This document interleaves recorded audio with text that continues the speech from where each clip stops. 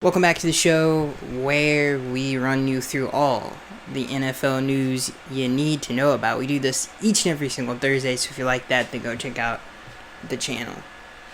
We got a lot of news on this week's episode, ladies and gentlemen. I don't know if we're going to be able to do it in a full hour, and I do want to keep it fast-paced. I don't want to ramble too much on some of these topics, so I don't know. It's a lot. It's a lot to go through. A lot happened this week, especially since training camp's coming up. There's a lot kind of sleeping out in the NFL world. This first news story comes from SB Nation, and as a NFL fan and a history buff, I love NFL history. This is really interesting news that came down the pipeline. This comes from SB Nation. Why the NFL should flush the idea of an 18-game schedule right down the toilet. Negotiations have started between the NFL and the NFL Players Association on a new collective bargaining agreement, CBA, as the current one ends after the 2020 season. There are many reasons for both sides to start the negotiations this early, and hope a new deal is struck soon. The TV deals are about to expire and will demand a hefty number. The NFL will eventually partner with a gambling entity and make untold profits from that deal. One of the first nuggets of information to leak into the media during these early negotiations is not surprising. The NFL wants an 18-game schedule, but with a twist. 18 game schedules will, with players permitted to play only 16 of them, presumably for safety. There have been clamorings for an NFL addition to the NFL schedule for years now. When Roger Goodell set the goal of $25 million in revenue for 2027, this was the way to achieve it. While NFL revenues have continued to grow, they've grown even faster with 18 games and new TV deals that would allow Goodell and owners to reach their lofty goal. The NFLPA has continually said no to 18 games after this new development. The Players Association and all fans should absolutely reject it. This is a garbage proposal for various reasons, and judging by the reaction on social media, almost everyone else is in agreement with me. Football, whether in college or NFL, has a sense of urgency that the fans appreciate. Every single game matters, no matter the time of the year. If this new proposal becomes the norm, we'd begin to lose the urgency. I'll now explain. So we'll go down his bullet points of why he thinks this is a bad idea. Those extra two games would feel like preseason. Ever noticed in a preseason game that when the starting left tackle is sitting, the starting quarterback is often sitting out as well? The relationship is vital to success, and coaches aren't going to risk starting a quarterback getting injured. This game theory would apply in the regular season. I agree. The first thing that I thought about I'm totally for the 18-game season, and I don't want to stick on this topic for too long because I could do an entire hour-long podcast of just this. Because it is a fascinating concept for a variety of different reasons. But the thing that I cannot get around when I think about it is the fact that it is just 2 extra preseason games. Literally. By the nature of it. Now, the urgency and all this other stuff that you get with the NFL, that won't change with 2 extra games. But then you find yourself thinking, well, what the heck is the point of 2 extra games? Because it's literally just 2 extra games. There's really no point to it. From an owner's perspective, obviously there's a point to it. It's more revenue. Now, I don't know if this is right. I'm an idiot. Do not take anything in terms of this, what I say seriously, in terms of numbers of revenue and what people are making. I think it was something like 50%. The players would make 50% more. Now, I don't know if that goes for, your third string, your second string. Probably not. I don't know if their pay grade would increase. It would definitely, most of that probably would go to NFL stars. I'm not sure exactly on the number. So it does benefit both sides. It's not like it doesn't benefit one side or the other. And when you talk about the whole relationship between owner and player in the NFL, it is very flawed, and I do agree with it needs to be fixed. I thought, Joe Thomas does his podcast. I think it's with Andrew Hawkins, who's a former wide receiver, and he has a great opinion on Roger Goodell. And I think all of us don't like Roger Goodell for a variety of different reasons. I don't think the players like Roger Goodell. He's definitely way too one-sided when it comes to being a commissioner. He's just kind of... the commissioner, it's an interesting job because you've seen it done better, mostly in the NBA with Adam Silver, where it kind of feels like it's one in the NBA, it's kind of way too far one way in terms of it's kind of, especially now, leading too far to the players have the most power. In the NFL, I feel like the owners have way too much power. And that's something that I feel like, I guess that's kind of his job, though, at the same time. I mean, he is hired by the owners. That's completely it's a different topic of discussion. But the point is I feel like it would benefit both players in terms of money to a certain extent. Now, someone's going to have to correct me on that. I could be wrong about that, but it is something that I read. I just want to make sure I have that right, because that is a very important thing. So, yeah, I could see both sides from a player's point of view, from an owner's point of view, but the whole, it feels like extra preseason games. I can completely, it's like, yeah, you're right. There's nothing that argument is pretty much, there's nothing I can say that would be different than that. I guess it would be kind of like baseball, and in terms of, you have, depth, relief, all that other stuff. But yeah, you're right. It would definitely feel like 2 extra preseason games. And some of his other bullet points before we move on: every coach would have trouble figuring out which games to sit their starters. Again, I could do an entire dang podcast on this subject alone, but because I don't want to go on for 30 minutes. But this is the most fascinating thing about it, is how would you do it? First of all, in NFL history, this has happened before. It's famously happened with the Colts, where they blame the whole sitting of players on their failure that season. When the Colts sat their starters. The Patriots didn't do it against the Giants, and the Giants ended up beating them in the Super Bowl. That was another. So this has actually happened before. Without this whole 18-game schedule thing. Obviously, a completely different situation. But the reason I bring it up is because it did affect the rhythm of the game, and then the Colts. The fear is the Colts were rusty, and that is the reason they failed. And that is an interesting thing about it, but it would be more even because all of the teams would have to do it. So I guess that would be the argument against that. Because everybody would have to do it. But when do you sit your players? I think it kind of depends on what kind of football team you have. I think realistically, every coach would probably do it in December. I don't know. I would think the most times, maybe, you know what, I take that back. Maybe if you're a great team, you would do it in December. But I think for most teams, well, not maybe, you would definitely do it in December if you're a great team. If you have the division locked up and everything, obviously you would do it in December. But if you're trying to make a run late November throughout December, I feel like you probably have to do it in October for sure. I feel like that's where you have to do it, is in October. So I think you would see it most of the time in October if this 18-game schedule passed. This last one, it's hard to find ways to make this idea acceptable.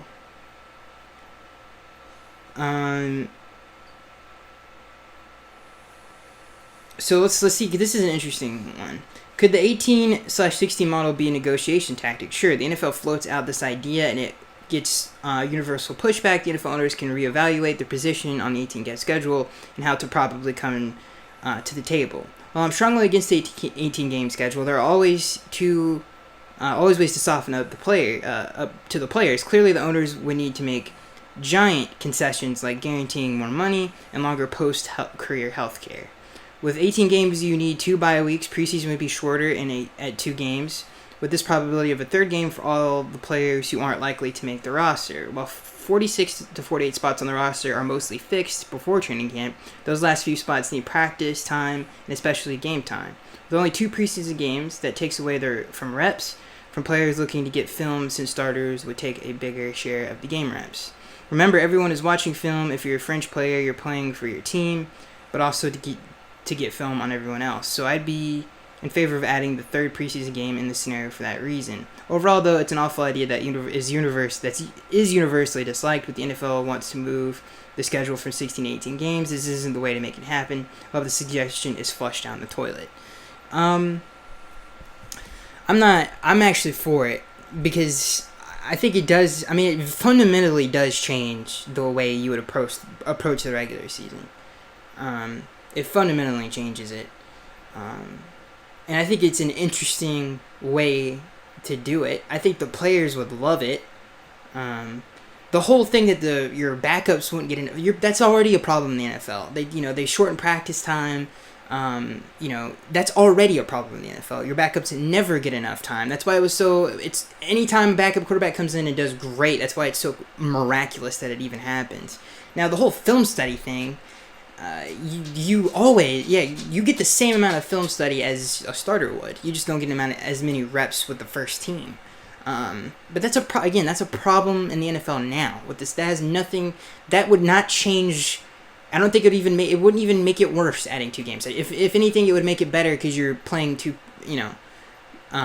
basically preseason games that matter. But I think the reason I like it, obviously, there's 2 more regular season games, which I like. There's more of an opportunity to make the playoffs.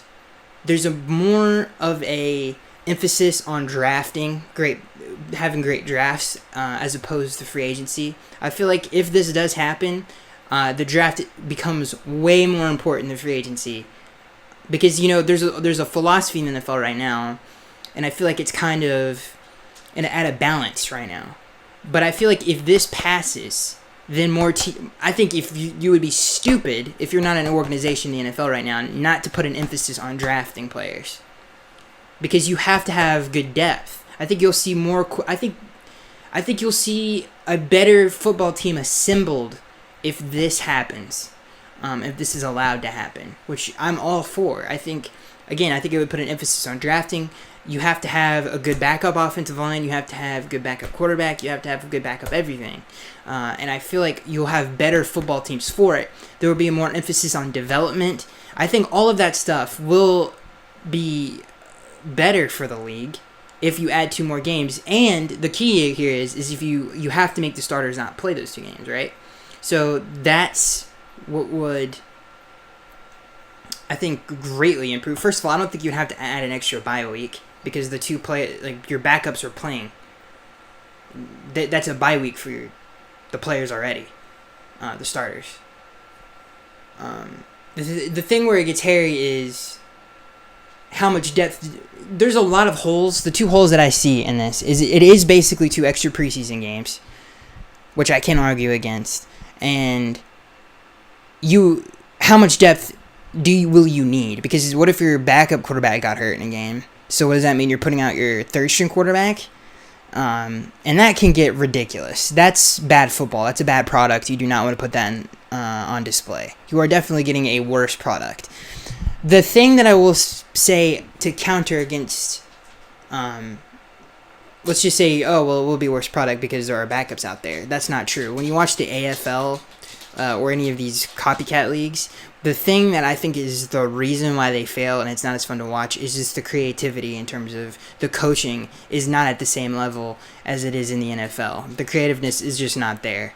If there was creativity, if the offenses were fun to watch, then more people would have cared. Back in the day, and this is the last thing I'll say before we move on. Back in the day, because I've already taken almost 20 minutes of the podcast.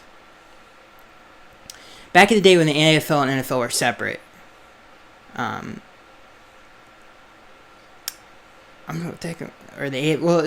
getting all mixed up right now. Before the merger happened, back in the day, one of the things that made the opposing league such a competitor was they had quality players and they had quality coaches. First of all, some of the greatest players from that era played and not in the NFL. Going into the 70s, like a lot of some of the great players of the 70s played in the AFL. And not only that, but some of the great coaches and owners also were there as well. When you think about the 3 main ones was Hank Stram. I don't know if John Madden was there at that point, but Al Davis was. And Eric, the chart, like they were revolutionary in the way that they played football too, the way they passed and stuff like that. So I think you have to have to account for coaching as well. I don't feel like they're like, oh, he's just a coach. In the NFL, it's completely different than like the NBA. They have a ginormous impact on if your team wins or not, more than probably any other sport in sports, to be honest with you, because scheme is such an important thing in the NFL, and how you prepare and how you call plays and in different moments. So I feel like it'll be more fun to watch than other copycat leagues because of that. So just to wrap it up, because I've taken way too long on this. Just to wrap it up, I'm for it because of, I think, now I don't know what rules will be added onto this, because I think there will be, so I cannot see the future, but I do feel like an emphasis on the draft, which I think is a good thing, will be pointed to all organizations. You're not going to get the Redskins, or even my favorite team in the league, the Dolphins, who had the strategy of we have to win through free agency and win now. That's literally null and void now, because you have to build out your team, because those two games are so important. And I feel like I like that it does that. I think it forces you to build through the draft, and I like that. I like that. I think it puts more of an emphasis on scout, all that stuff, development, all of that stuff. So I think it's a good thing for the league if it happens. I think the biggest argument against it. Now, I don't have a firm grasp of the revenue, and again, I know I've said this before. This is literally the last thing I want to say about it. I'm not knowledgeable enough on the revenue and how that all is going to work. So I could be completely wrong. If it doesn't benefit the players, then they shouldn't do it. That's the null and void. That's where the argument stops right there. If it doesn't benefit the players, then they shouldn't do it. In terms of, because I think if I'm not talking about, when I say benefit for players, I'm talking about revenue, and I don't have a clear grasp on that. So could be completely wrong about my opinion on this, or how I feel about it. If someone came out and said, yeah, well, the players would suffer, then I'd be like, okay, then this is ridiculous. They don't need to do it. But that, and I could see people be like, well, it's just 2 extra preseason games. Yeah, but it does affect how teams are built. That would be my argument against it. Against that point. And if we had someone else on the show, I would have loved to have a conversation about this, because it is such an interesting topic. I could have literally done an entire hour show on that topic alone. And hopefully someday we'll get guests on here. Because there's so many different things that we didn't even discuss that I'm sure someone's going to be like, oh, what about this? And I'm like, yeah, I know, but I want to get on to different things. We only got an hour here. I'm sorry if I rambled on too much. This next news story I think is very interesting. Ezekiel Elliott planning on a holdout. This comes from Pro Football Rumors. Again, Ezekiel Elliott planning on a holdout, ? Even as the Cowboys have prioritized an extension for Dak Prescott and Amari Cooper over Ezekiel Elliott, Ezekiel Elliott participated in the team's off-season program. He may be set for an about-face come training camp. Elliott, who has played 2 years, who has 2 years left on his rookie contract, thanks to the Cowboys picking up his 5th-year option, has privately said he plans to hold out from the Cowboys camp. No final decision has been made, but the 4th-year running back is absolutely considering it. The Cowboys have discussed an Elliott re-up for more than a month, and how much progress the sides make between now and camp will likely determine if Elliott reports. A recent report indicated that Cowboys do not plan to extend Elliott in the near future, and considering the historic workload he has amassed thus far in his career, an NFL high 1,000 touches since debuting in 2016, the soon-to-be 24-year-old back in May, sorry guys, I'm butchering this. May be set to force the Cowboys to make his second contract a priority. The team, however, has Prescott, Cooper, Byron Jones, Jalen Smith, and Lyle Collins coming up in contract years. But Elliott plays a position with a much shorter shelf life and possesses a limited window to turn his skills into a financial windfall. The Cowboys gave Elliott 381 touches last season, pushing his career pre-game total to 25.1. Only two backs, Edgerrin James and LaDainian Tomlinson, have ever accumulated more touches pre-game than Elliott through 3 seasons. Per game, not pre-game, per game. So this is an interesting story, and we're going to talk about another running back soon after this, obviously Melvin Gordon. I think his situation is completely different than Zeke's, though. In my opinion, Zeke is the best running back in the National Football League. The whole thing about, he played behind the greatest offensive line in the league at one point, which he did. I don't think that's the case anymore. And I love how nobody said that about Le'Veon Bell, because in my opinion, the Steelers have the best offensive line in the league, at least especially the last 3 years. They've definitely the best pass blocking offensive line in the league. I don't think it's even close. Just watch them play. I mean, if Ben doesn't have the most time, it's either between him or Brady, who has the most time in a pocket. It has to be between those two teams, because it's ridiculous. So this whole stigma on Zeke that he plays behind this great, that's not true. The last few years, it has not been as good as it was his rookie year. That's for sure. The offensive line the offensive system that he's played in has been so standard and so just no imagination. It's not a great scheme. It's very much, there's no creativity. I think Chris Sims said it best on his podcast. They really just line up and just want to beat you physically. And I feel like it kind of, not that Zeke didn't get the ball in his hands in the pass game, but I feel like he can do more there also. So I think it should make him even more valuable in my opinion. But he's the best back in football, and what that means anymore is very weird. Doesn't mean as much as it used to. No, offenses are just ran differently. But should running backs be viewed like they used to? No. If your running back is like a Christian McCaffrey and Alvin Kamara, there should be no reason why you wouldn't extend them. Zeke can do some of the same things that they can. He might not be as good of a route runner as those guys, but he's just as good as a playmaker with the ball in his hands in any situation. He's got great hands. He can catch the football. He can run routes. He can pass protect. He can do everything that you want. He's 24 years old. I do not see why the Cowboys would not extend him. I know they have all these other contracts coming up. Who's all coming up? They got Jalen Smith, Byron Jones, and Lyle Collins. Okay, the only one that I would be like, okay, I need to extend him is Jalen Smith. I know Byron Jones had a really good season last season, but who the heck knows if he can do that on a consistent basis? I'm pretty confident Jalen can do it. I know he's had an injury history, and Lyle Collins. If I'm extending Lyle Collins, then why am I not extending Ezekiel Elliott? Is how I would look at that. So I absolutely think he should get the extension. This whole thing about running backs having a shorter shelf life, I think is kind of ridiculous. When you look at some of the great running backs in the history of the NFL, they played a long time.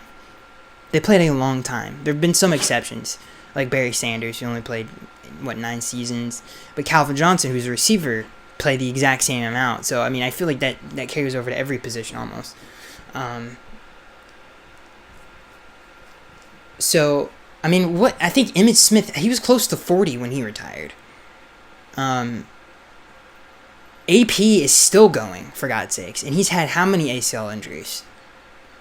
There are certain and Zeke's 24, so the shelf life for a running back, if you want to be one of those guys on ESPN who says that constantly when they talk about running backs, the shelf life for an NFL, it's like, all right, that's not necessarily true.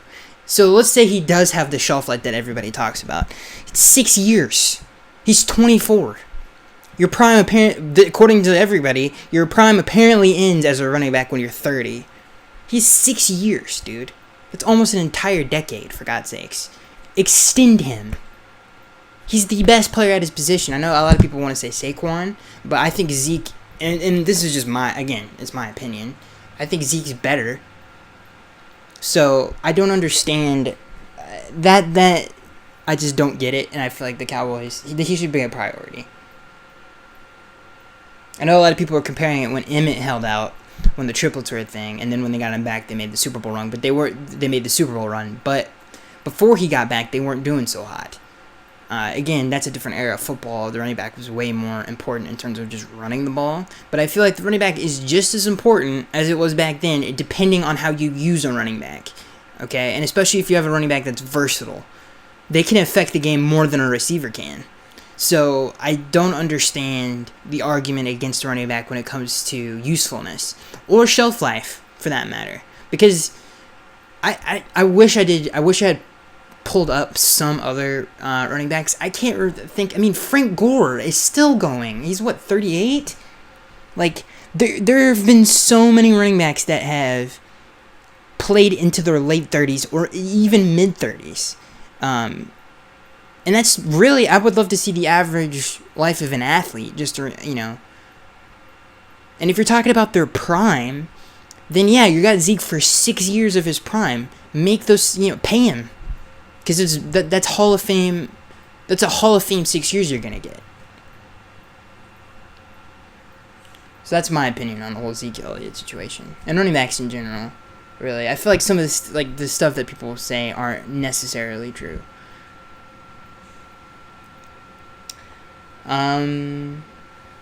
This next news story, we're going to be talking about Melvin Gordon. It comes from Pro Football Rumors. Melvin Gordon hopes to stay with the Chargers. Extinction eligible. My brain, I think, shut off, ladies and gentlemen. Melvin Gordon hopes to stay with the Chargers. This comes from Pro Football Rumors. Extension eligible for the past 18 months. Melvin Gordon changed his course of action this week and threatening a holdout and a pay or trade ultimatum. The fifth-year Chargers running back, however, wants the standoff to end with him signed to Los Angeles long term. So when I saw that Melvin Gordon had said either trade me or pay me or whatever the heck he said, I was like, dude, out of all the teams in the league, first of all, Melvin has a lot of different problems. His rookie year, he didn't do too great. Ever since then, he's been very good. He's very versatile. So I feel like that helps him in this contract negotiation situation. But I feel like his backup, Austin Eckler, can do his job just as good. And I feel like he can stay just as healthy. Now, I don't know if Austin had gotten hurt last year. I have a feeling that he did for some reason. I'm going to look this up really quick. Let's see here. So, last year, Austin Eckler had, and this is just rushing yards. He's a backup, by the way. He had 554 rushing yards. He had 404 receiving yards. This is a backup running back, ladies and gentlemen. He had 404 receiving yards. He had 3 receptions for touchdowns. So 3 receiving touchdowns and 3 rushing. That's 6 touchdowns as a backup. That's almost barely almost 1,000. So it's 900 total yards as a backup. Running back, not a receiver, a running back, a backup running back. He played 14 games last year. I knew he got hurt. I don't know I'm pretty sure he did. And that was only in 14 games he did that. So if I'm Melvin Gordon, I might want to not talk so much because my backup running back can do my job just as good. I don't know if anybody has seen, if you're listening to this, Austin Eckler play. I urge you to go do it because it's really, he's a very, very good player. He is a nightmare. He's a super versatile player. He can hurt you in the passing game and in the running game. And he can take it 80 yards from anywhere on the field. So he's a very good running back, and I think on most teams would be a starter for sure. So when I heard this Melvin Gordon nonsense about, I'm like, dude, your dude playing behind you can make the Pro Bowl in the AFC if he wanted to, if he started. Again, those are back. He didn't play 16 games last year, guys. He had 400 receiving yards and 500 rushing yards, bro. He only played 14 games as a backup, and he had 6 touchdowns at the running back position. I dare anybody to find better backup running back numbers than that. That is insane, dude. If I'm Melvin Gordon, I better watch. If I'm the Chargers, I'm like, fine. I don't have to waste cap because we have a starting running back. All right, so that's all I had to say about the whole Melvin Gordon situation. Let's see, where do I want to take you guys now? Let's go through some quick hitting news. Falcons and Grady Jarrett. I wish I could read, ladies and gentlemen. For God's sakes, dude. I come over here, I can't get a dang sentence out. I gotta master this. I've been doing podcasting for 3 years now, and I still can't do it, for God's sakes. I apologize. And if you've listened this far, you're a dang saint. Falcons, Grady Jarrett agreed to an extension. I feel like I love Grady Jarrett. He's a great player. Obviously came onto the scene in the Super Bowl. He deserved it. That's my quick... Again, these are just quick ones. 49ers signed Robbie Gould to an extension. Beautiful. Finally. I feel like we did a news story on last week's podcast about Robbie Gould. He's starting to go to Chicago, all this other nonsense. It's good to see him end up back in San Fran. And did he ever really want to go back to Chicago? My gut feeling says no. I don't know if I want to throw this into quick hitting news. But I might. Deion Jones. Yeah, let's just throw it in there. Deion Jones gets an extension from the Falcons. They agree to an extension. He deserves it. Over the last 3 years that he's been with the team, he's had 8 career interceptions, 3 career defensive touchdowns, 200 tackles, 229 combined tackles. He's played 37 games.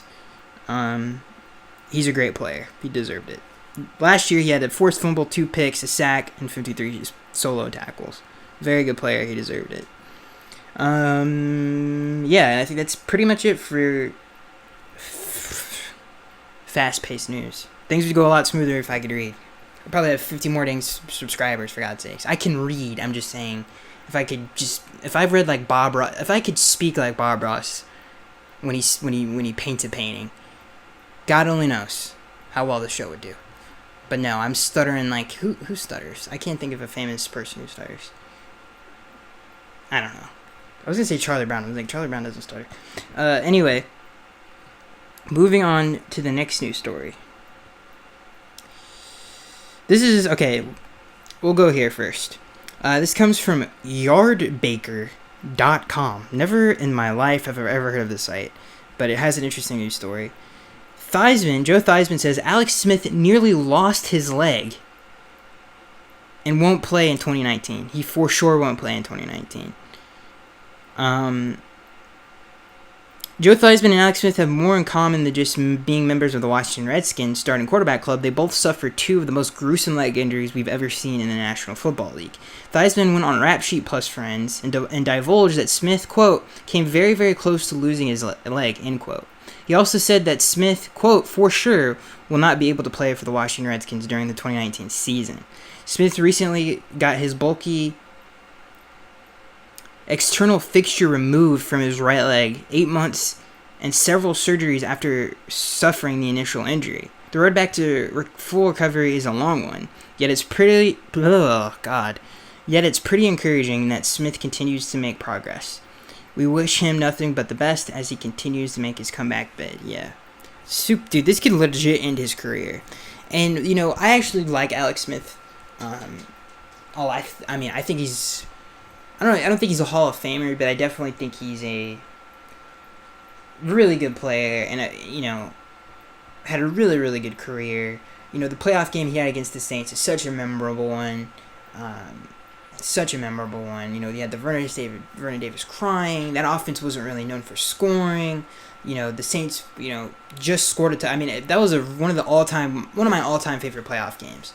And that was a really memorable playoff moment.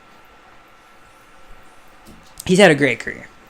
And it sucks. I don't think he'll ever play for the Redskins again with Dwayne Haskins being there. If I had to guess, I don't think he'll ever play again, which is very, very unfortunate. And again, I feel like people when they talk about Alex Smith for some reason, I don't know why every pundit on national TV has to be like, well, why isn't he Aaron Rodgers? It's like, Well, why do you think, dude? Not everybody's Aaron Rodgers, for God's sakes. The man he's a very successful starting NFL quarterback. Leave him alone. I don't need to be told how good Alex Smith is, dude. I watch Sunday football, for God's sakes. I hate when people do that. It is annoying.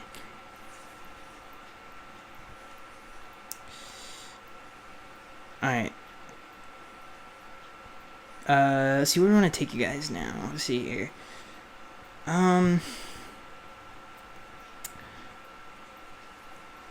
This is a quick hitting news. Kyle Shanahan said he had to intervene because he was afraid for Jimmy Garoppolo's ACL. Niners, we'll read very quickly. Niners head coach Kyle Shanahan wanted to see starting quarterback Jimmy Garoppolo take a few reps in 11-on-11 drills, but he counted on his defensive players to go easy on the quarterback just 10 months removed from a torn ACL. It turns out going easy isn't exactly what defensive players do. Shanahan recently told ESPN he told the defensive lineman to, quote, stand still, put your hands up, and do not touch Garoppolo. During the quarterback's first 11-on-11 action since the injury, the animals that they are, that's why we love them, it couldn't be helped. They touched him. Yeah. I mean, you got to be... I mean, as a Dolphins fan, I know this all too well with Ryan Tannehill. I mean, the man missed so much time, so... You gotta make sure you're careful on that. And I feel like the 49ers have a chance this year. They definitely have a shot to win their division. I don't know if it's a great shot, but it's definitely a shot. And it's more than you can say for a lot of teams in the league.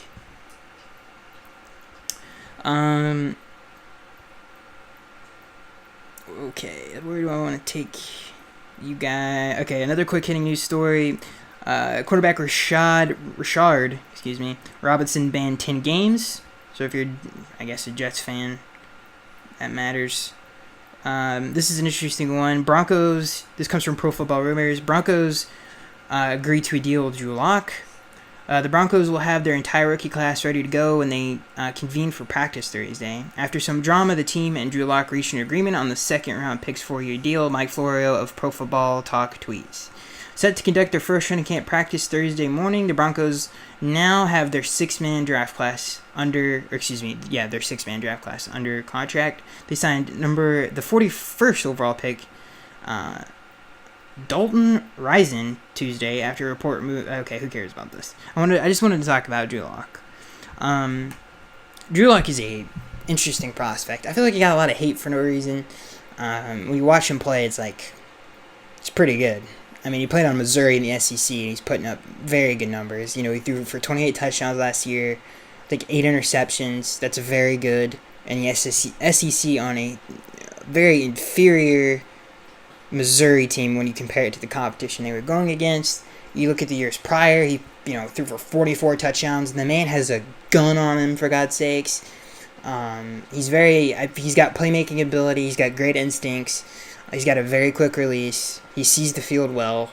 I feel like he makes good decisions, even though some people have brought up when breaking Drew Lock down that he makes bad decisions mechanically and with his head.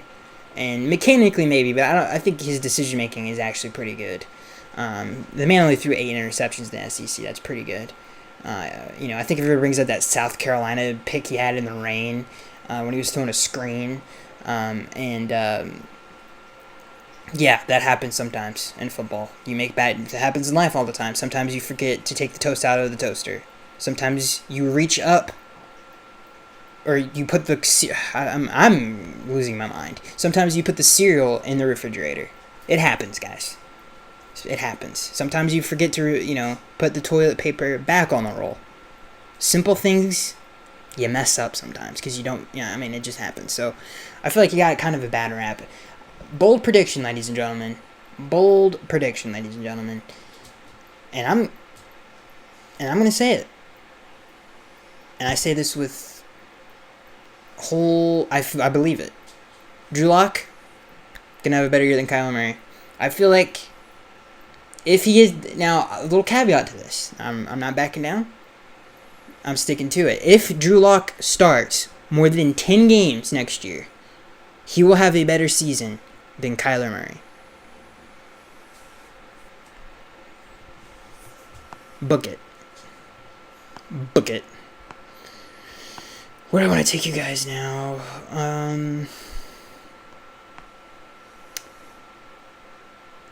Is there anything else that I missed? I'm actually surprised that we got through that as quickly as we did. I was like, yeah, we got all this news. Oh, yeah, we actually have 2 news stories left that I completely forgot about. To close out the show, here we go. This next news story comes from SB Nation. Pittsburgh Steelers place high in the ESPN Future Power Rankings. So these are the teams that I guess have the brightest future, according to SB Nation. Number 1, the Indianapolis Colts or the Indianapolis Colts. I wonder which one's real. Number 1 is the Indianapolis Colts. Number 2 is the New England Patriots. Number 3 is the Philly Eagles. Number 4 is the Kansas City Chiefs. Number 5 is the Seattle Seahawks. Number 6 is the Pittsburgh Steelers. Number 7 is the New Orleans Saints. Number 8 is the Los Angeles Rams. Number 9 is the Cleveland Browns. And number 10 is the LA Chargers. First of all, the Patriots would not be in the top 10. Any of these teams that don't have their quarterback figured out, they're getting out of the top 10. Patriots are out. The Steelers are out. The Saints are definitely out. Do not know why they're in the top 10. Their roster is not as good as everybody thinks. I don't even think they're the second best team in their division. The Rams, I think they should be a little bit higher than that. The Browns should be way higher than 9. The Chargers should be way out of the top 10. If you don't have a quarterback, you have an old, we're almost going to take you to the retirement home quarterback, then you got to get out of the top 10. And that's just how it is. So, if you can't, the Patriots, who's the Patriots backup? What's his name, Stidham from Auburn? The kid they drafted, the grown man, I don't know why I said the kid, the grown man out of LSU who's, a 7th round pick? Okay, that's your contingency plan when Brady retires? So, you're out of the top 10. The Steelers, Mason Rudolph, Josh Dobbs, I don't understand what you think that's going to bring you. The New Orleans Saints, Taysom Hill, or Teddy Bridgewater. What the heck are we doing there? The Chargers, what is it, Tyrod Taylor? Yeah, you're out of the top 10. The Browns, how are the Browns not higher than those teams that apparently those teams have brighter futures? Are you kidding me? That is ridiculous, dude. I don't understand that. This next news story comes from Sports Illustrated, actually. Comes from Sports Illustrated. Predicting every team's record for the 2019 NFL season. I think this was a podcast, bro, and I actually put it as a news. No, it wasn't. This is actually an article. My bad. So they predict Jesus. Just use your tongue. See if we can do this, guys. We get through this together. They predict the NFC East. They predict that the Eagles will go 11-5. They predict the Cowboys will go 8-8. They predict that the Giants will go 6-10, and they predict the Washington Redskins will go 5-11. Okay, I'll give you my predictions for these teams and who I think is going to win their division. In the NFC East, who's winning the NFC East? As much as I hate to say this, and everything in my body, and I hate to say this, I'm not joking around. I hate to say this. The Cowboys are going to win their division, and I hate to say it. I feel like their team is better all around. Their defense is better than the Eagles' defense, and their offense is just as good, in my opinion. When you compare the two teams, I feel like Carson's a way better, I don't want to say way better quarterback, but he's a very good quarterback. Man. The receiving corps, I know they just added Deshaun Jackson. Maybe that gives the Eagles an edge on offense with Jordan Howard in the backfield. The Eagles' offensive line's pretty good. Man, I'm having a... Man.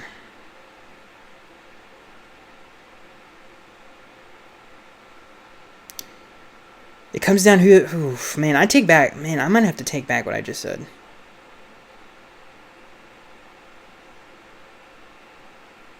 Man, that's a tough one, man. I'm going to have to... Man... I don't know who's going to win the NFC East, but I know the Eagles and Cowboys are making the playoffs. I'll say that. That's a tough one, dude. I cannot definitively say who's going to win it. They predict the Giants are going to go 6-10. They predict the Redskins are going to go 5-11. I feel like the Giants are going to go 4-12. And if I had to say, the Redskins are going to go 7-9 or 8-8. If I had to predict it. They have a very good team. I feel like their team's underrated. They have a very good offensive line. Their backfield is loaded with Darius Guice coming back, and they have AP still. The receiver core worries me a little bit, but I feel like it's going to be okay. And their defense is very good. So I feel like the fact that you think I don't see that team being that bad. All right, the NFC North. Sports Illustrated is predicting the NFC North. The Vikings are going to win the division, going 11-5. The Bears will go 10-6. The Packers will go 8-8. The Lions will go 4-12. I fundamentally disagree with this. I feel like if I had to pick, all right, here's who I'm saying is going to compete for the NFC North crown. And I guess because of the whole Matt LaFleur situation, it kind of gets a little weird. Because Mike Zimmer is definitely a better coach than he is at this, obviously. So this is where it kind of gets a little weird, but I'm still going with my gut. I'm going to say the Bears and the Packers will be competing for the crown. Who's going to win it? I can't tell you.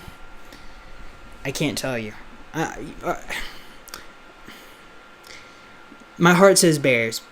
Yeah, my heart says Bears. But I feel like those are the two teams that will be competing for the crown. I feel like the Vikings will finish third in the division, and the Lions will finish last in the division. Up next is the NFC South.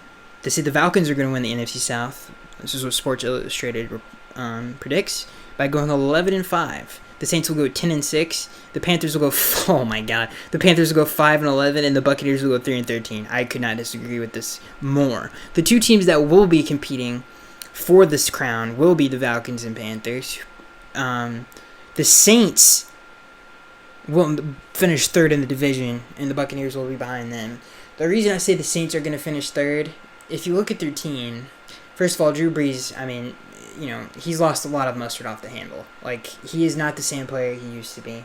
And it doesn't take a genius to figure that out. If you've watched Drew Brees, if you've watched him throughout his career, you know that. I mean, they brought in Taysom Hill to throw a deep route. The funny thing is about that is they basically ran the same exact play. And the play before that, Drew couldn't hit it, and then they put Taysom Hill in. They ran pretty much the same play, take a deep shot again, and he hits it for a touchdown.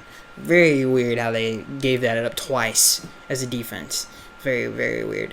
Why do I say that? Okay, so the Saints, if you look at their receiving options, they have Michael Thomas and basically nobody else. Their second best receiver, I guess, is Ted Ginn Jr.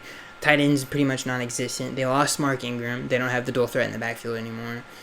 I feel like their team got worse. Their defense is nothing to write home about. They like to play with the lead. I don't think that's going to happen, especially with the defenses improving in the NFC South. So when you look at the Panthers, who I think have the best defensive line in the league, just go look at it. It's insane. It's an insane defensive line. They have some of the best two underrated quarterback duos in the league. It's top 5 with Dante Jackson and James Bradbury. If you don't know who James Bradbury is, go watch James Bradbury play. He's a very, very good player. Like, insanely good. He's a top 5 corner in my opinion. He plays in one of the hardest divisions to be a corner, and he does it at a very high level. And Dante Jackson is just a ball hawk, to say the least. He reminds me a lot of Asante Samuel. So I feel like the Panthers' defense is legit one of the best in the league, if not the best in the NFL. The only thing they have to figure out is the safety position. If they can figure that out, they have by far the best defense in the league. So I feel like the Panthers and the Falcons, it'll come down to those two. I think the Panthers will go out on top on that one. So Sports Illustrated goes on to predict the NFC West. They have the Rams winning the division, going 13-3, which is pretty good. The Seahawks going 11-5. The 49ers going 8-8, and the Cardinals going 3-13. I have the Seahawks winning the NFC West. I feel like they're a young team, and they're only going to get better. I like their defense a lot. Their offense is much improved. I love DK Metcalf. Their offensive line is good, especially when not so much in the pass protection side of things, but definitely in the running game, they do a very good job. Their backfield is loaded. I like the team a lot. They have a tight end, I just cannot remember his name, who had a very good year last year before getting hurt. I feel like Russ has got a very good tight end. He's got a very good receiver. He's got two very good receivers in Ty Lockett and DK Metcalf. He's got a loaded backfield. He's got a pretty decent offensive line. He's got a good, fast, young defense and good coaching with Chris Richard there. I feel like they're going to win the division. And I feel like second, that's a tough one. It is a toss-up, in my opinion, between the Rams and the 49ers. The 49ers have one of the best young defenses in the league. So, if that offense just can pull their weight, it'd be great. So, I can just tell you who I think is going to win. I think it's going to be the Seahawks. The next division, and this kind of hits home, is the AFC East, which is where my favorite team plays football. They have the Patriots going 12-4, winning the division. They have the Jets going 9-7, the Bills 6-10, and the Dolphins 3-13. I feel like everybody got the Dolphins winning less games. Which, whatever, dude. I don't really care what other people think, but we'll see. That's all I got to say about that. Any major predictions for this division? The Jets definitely are not finishing second in the division. I can tell you that right now. The Jets have Le'Veon Bell, and that's it. Their offensive line was a little bit improved with Clutcho Simile, but who the heck are they targeting in the passing game? Chris Herndon? Robbie Anderson? What the heck is... They don't have a number one receiver on their team. And their defense isn't that great either. In the secondary, at least. Their defensive line's pretty good. That team is so overrated, it's insane. I think we have time for... We'll do one more, and I'll let you guys go. The Sports Illustrated predicts the AFC North. They have the Steelers winning the division going 10-6, which is ridiculous. They have the Browns going 9-7, the Bengals 6-10. If the Steelers go 10-6, then the Cleveland Browns are winning that division. I don't think the Browns are going 9-7. I don't think the Browns are going 12 or winning 12, 13 games either. I feel like they're a 10-11 win team for sure. I feel like they're going to have their moments early on in the season, and I think they're going to come on late. But I don't think they're going to be some insane team that goes 15-1 or something crazy like that. So I don't think people understand how rare it is to win 12 games or 13 games in the NFL. It's very rare. So unless you're the Patriots, that's pretty much once in a blue moon. So yeah, that is... Well, I don't know if we could probably do one more, but I think that's enough. It's enough of me talking. All right. That is going to be it, guys, for the show this week. Hope you guys enjoyed. Leave down your opinions on some of the topics that we discussed on today's episode, and I will see you guys in the next one.